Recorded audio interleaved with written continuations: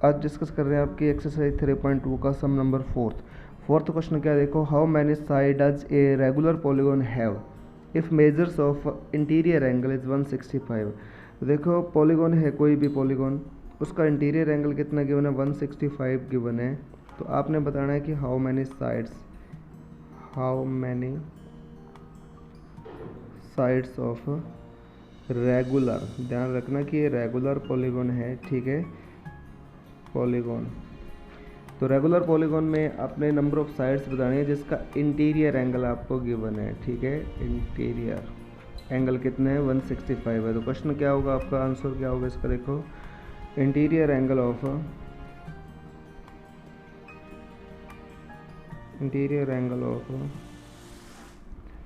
Regular polygon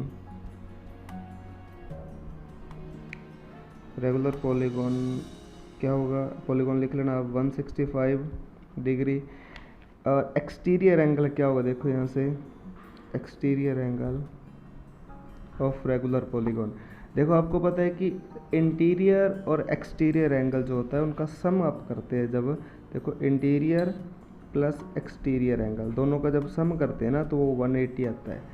तो interior कितना आ गया 165 और एक्सटीरियर क्या होगा 180 से 165 माइनस कर दो तो क्या आ गया 15 डिग्री आ गया, ठीक है। तो एक्सटीरियर एंगल आपको पता चल गया 15 डिग्री है।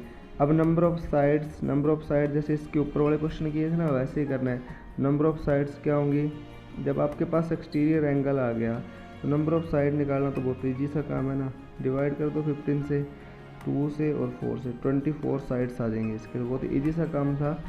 और उसके बाद इसका क्वेश्चन नंबर 5 आपने ये बताना है कि पॉसिबल है या नहीं है, ठीक है।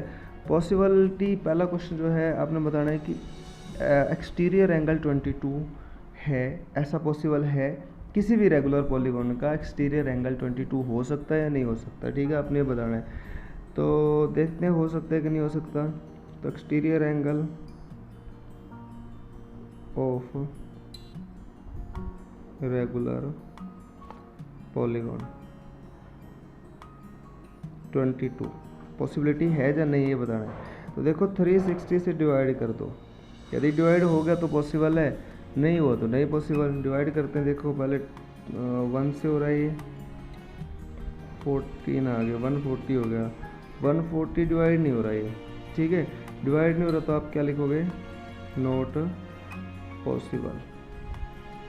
एंड वाई भी ये डिवाइड नहीं हो रहा ना, 360 को 22 डिवाइड नहीं कर रहा, डिवाइड हो जाता तो ये पॉसिबल था, नहीं हो रहा तो नहीं पॉसिबल है। जैसे यहाँ डिवाइड हो गया था, देखो डिवाइड हो गया तो 24 साइड्स आ गई। अब एंगल है अपने पास, साइड्स आ ही नहीं रही ना, डिवाइड नहीं हो रहा तो ये नॉट पॉसिबल है। और इसके बाद इसका अगला जो पार्ट है वो पूछा गया कि क्या ये इंटीरियर एंगल हो सकता है। देखो जब एक्सटीरियर नहीं हो सकता ना तो वो इंटीरियर भी नहीं हो सकता, ठीक है। देखो इंटीरियर एंगल आपको पता है कि एक्सटीरियर और प्लस इंटीरियर इनका ऐड करेंगे तो वो 180 आता है। एक्सटीरियर आपका 22 है, इंटीरियर आप एक्सलेट कर लो, ठीक है, 22 को माइनस करेंगे तो 158 आ गया, तो 158 आ गया ना, ये डिवाइज़र नहीं है, ये भी 360 को का डिवाइज़र नहीं है, ठीक है ना, तो ये भी डिवाइड नहीं हो रहा।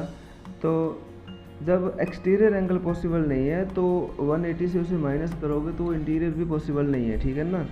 तो ये आपका क्वेश्चन था, ये दोनों नॉट पॉसिबल है। उसके बाद इसका जो क्वेश्चन नंबर 6 है, क्या है देखो 6 question, what is the minimum interior angle of regular polygon. तो आपने बताना है कि minimum interior angle of regular polygon, छोटे से छोटा आपने एंगल बताना है किसका, रेगुलर पॉलीगॉन का, ठीक है।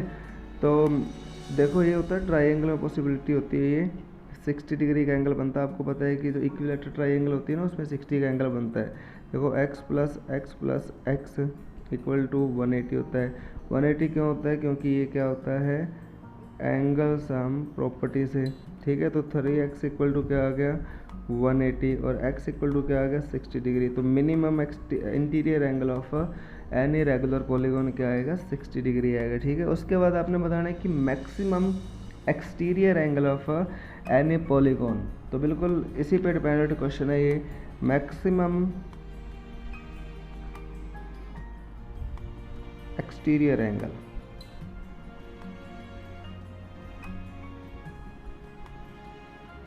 Angle of regular polygon. ठीक है, देखो ये ट्राइंगल है, ट्राइंगल का जो है इंटीरियर एंगल 60 डिग्री है, तो बार वाला एंगल कितना बनेगा 120 बनेगा। आपको पता है कि ये लीनियर पेयर है, तो मैक्सिमम एक्सटीरियर एंगल भी ट्राइंगल में बनता है और वो कितना बनता है 120 ही बनेगा। ठीक है ना, तो बस यही आपके क्वेश्चन थे, ये आपकी एक्सरसाइज भी कंप्लीट है।